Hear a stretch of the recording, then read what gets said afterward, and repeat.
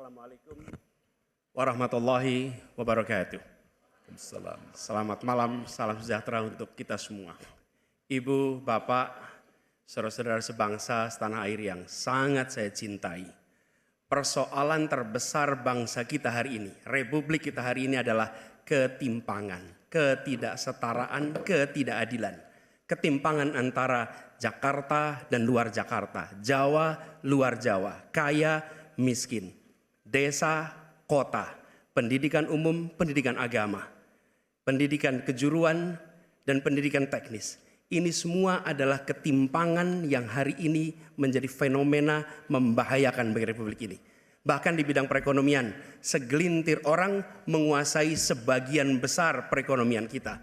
Ketika republik ini didirikan, para pendirinya 60-an orang anggota BPUPKI, mereka adalah orang-orang terdidik, mereka adalah kaum yang privilege, tapi mereka mendirikan republik untuk semua, bukan mendirikan republik untuk kepentingan dirinya, golongannya, ataupun keluarganya. Mereka mendirikan ini untuk semuanya. Kekuasaan yang dibangun untuk memberikan kesempatan kepada semua. Sekarang kita jauh dari cita-cita republik ini. Ketika para pendiri itu kaum intelektual, mereka memilih berjuang di jalur politik. Saya berangkat sebagai pengajar, mendapat panggilan tugas di wilayah politik. Kami akan membawa gagasan pendiri republik untuk kembali mewarnai republik ini. Untuk bisa mengarahkan republik ke depan agar kembali pada format awal. Apa masalah hari ini? 45 juta orang belum bekerja dengan layak. Bicara jaminan sosial, lebih dari 70 juta orang tidak punya jaminan sosial. Bicara pendidikan, jauh dari kota, terpencil, masa depan jadi suram. Kemampuan tinggi, kesempatan tidak ada. Sangat frustrasi melihatnya. Kesehatan mental, kekerasan seksual, lebih 15 juta orang jadi korban. Ini problem-problem yang tidak menjadi kepedulian segelintir elit.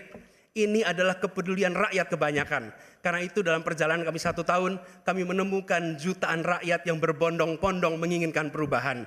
Mereka membuat poster rakyat, membuat posko rakyat, mendoakan dari tempat yang tidak kita lihat. Poster-poster itu cemerlang karena bukan didanai dari uang dari Jakarta, tapi didanai oleh keringatnya yang jernih hasil kerja kerasnya. Ini adalah keinginan perubahan. Apa yang ingin kita capai? 1, kita akan memastikan hidup sehat dan bila sakit ada pertolongan cepat. Tumbuh cerdas dengan biaya terjangkau. Keluarga sejahtera karena upahnya layak. Dan bila membutuhkan diberikan bansos sesuai kebutuhannya. Bansos plus. Bukan memberikan bansos untuk kepentingan yang memberi, tapi untuk kepentingan yang diberi. Dan warga negara yang bangga dengan negaranya. Karena dijaga budayanya dan etikanya dijaga tinggi. Kita menginginkan persatuan karena ditopang dengan rasa keadilan. Persatuan itu tidak mungkin terjadi dalam ketimpangan. Persatuan membutuhkan rasa keadilan. Karena itu misi kami tegas mewujudkan bangsa yang sehat, yang cerdas, yang sejahtera, berbudaya dan bersatu. Kita menyaksikan begitu banyak orang punya prinsip sapa wani rekoso bakal nggayuh mulya. Siapapun yang bersungguh-sungguh dalam usahanya pasti meraih kemuliaan. Tapi bila kesempatannya ada, bila kesempatannya tidak ada, menghasilkan frustrasi. Dan kami ketika menjalankan amanat, maka kami akan memegang prinsip ngadek sacekna, nilas saplasna. Konsistensi ucapan dan perbuatan, menjunjung kejujuran dan kearifan. Ini komitmen kami, fokus pada pembangunan manusia Indonesia, menghadirkan kesetaraan, menghadirkan keadilan. Dengan seperti itu kita ada persatuan. Perubahan saatnya kita kerjakan. Katong bergerak untuk perubahan, untuk seluruh rakyat Indonesia dimanapun berada. Terima kasih. Assalamualaikum warahmatullahi wabarakatuh. Presiden nomor urut 1, Bapak Anies Rashid Baswedan, dengan subtema pendidikan. Tanggung jawab guru dan dosen makin berat, namun kontribusinya kurang dihargai. Meskipun anggaran pendidikan mencapai 20% APBN, kualitas pendidikan terhambat oleh kecilnya gaji, minimnya fasilitas, dan beban administrasi yang berlebihan. Pertanyaannya, bagaimana komitmen dan apa program yang akan dilakukan paslon untuk meningkatkan kesejahteraan serta kompetensi guru dan dosen? Waktu Bapak 2 menit dimulai saat Bapak berbicara. Terima kasih. Ketika kita berbicara tentang mencerdaskan kehidupan bangsa, maka pendidik menjadi kuncinya. Kita ingin pendidik bisa mendidik anak-anak kita. Karena itu kita harus bertanggung jawab dengan penuh atas kesejahteraan pendidiknya, agar dia bisa konsentrasi mendidik anak-anak kita.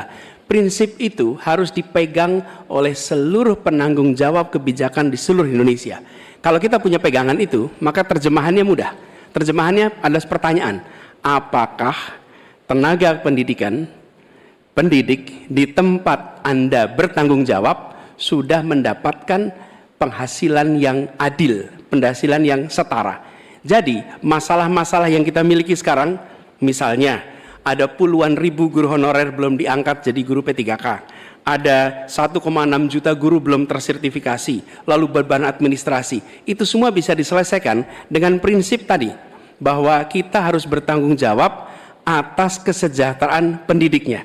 Jadi program yang menurut saya harus dikerjakan, kita akan rencana kerjakan, adalah percepatan sertifikasi guru, pengangkatan 700.000 guru honorer menjadi guru P3K, kemudian beasiswa untuk anak guru dan anak dosen serta anak tenaga kependidikan. Jangan sampai mereka mendidik ratusan anak tapi anaknya tidak pernah bisa menyelesaikan pendidikan sampai tuntas.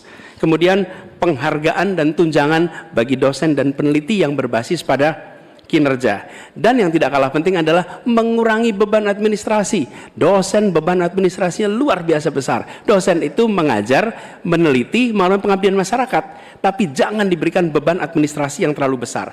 Jadi prinsipnya ada nilainya dulu yang kita pegang, kemudian ada turunan teknisnya, teknokrasi yang tadi saya sampaikan, dan kemudian bebaskan dari beban-beban yang tidak perlu. Demikian jawaban kami. Terima kasih. Selanjutnya kami persilakan kepada calon presiden nomor urut 2, Bapak Prabowo Subianto, untuk menanggapi atas jawaban yang disampaikan oleh Bapak Anies Baswedan. Waktu Bapak 1 menit dimulai saat Bapak berbicara.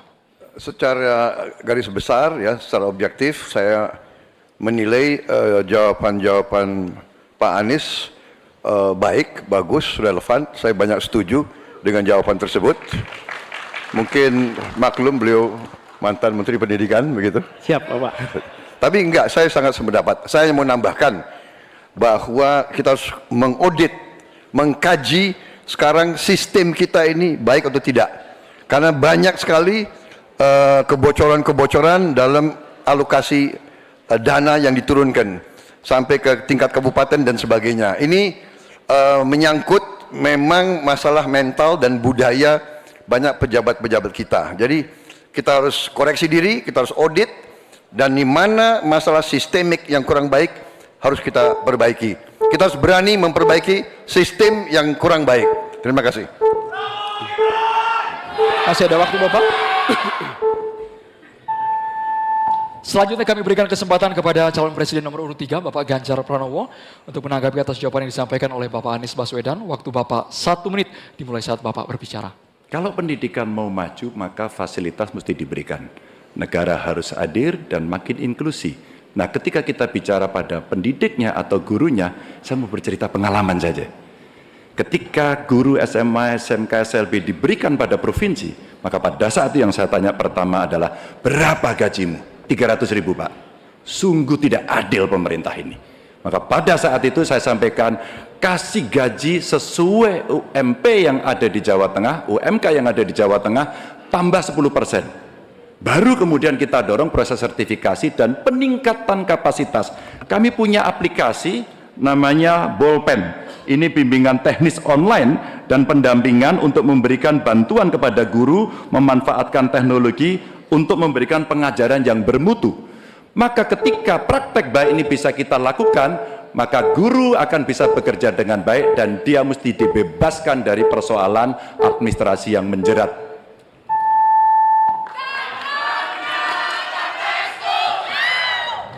Selanjutnya, calon presiden nomor urut 1, Bapak Anies Baswedan, untuk merespon tanggapan dari calon presiden nomor urut 2 dan juga calon presiden nomor urut 3. Waktu Bapak 1 menit dimulai saat Bapak berbicara. Terima kasih Pak Prabowo, terima kasih Pak Ganjar atas kesepemahaman ya terkait persoalan ini. Dan memang kita harus melihat pengeluaran di bidang pendidikan jangan dipandang sebagai cost, sebagai biaya, tapi pandanglah sebagai investasi. Karena itu, negara jangan pelit kalau bicara tentang investasi di bidang pendidikan. Dan jangan pelit kalau sama guru. Jangan pernah kita memberikan yang seminim mungkin untuk guru. Berikan yang adil, sehingga mereka bisa konsentrasi. Dan kami cerita sedikit yang kita kerjakan di Jakarta. PAUD, guru-guru PAUD mendapatkan hibah di Jakarta. Kemudian guru-guru agama kita berikan bantuan. Semua guru dan dosen di Jakarta bebas PBB rumahnya. Sebagai apa? Sebagai penghargaan dari negara untuk mereka. Jadi kita berikan dukungan kepada guru dalam artian status, dosen juga begitu, kemudian penghasilannya dan kehormatannya. Pandang ini sebagai investasi untuk Indonesia menjadi negeri yang tercerdaskan. Terima kasih.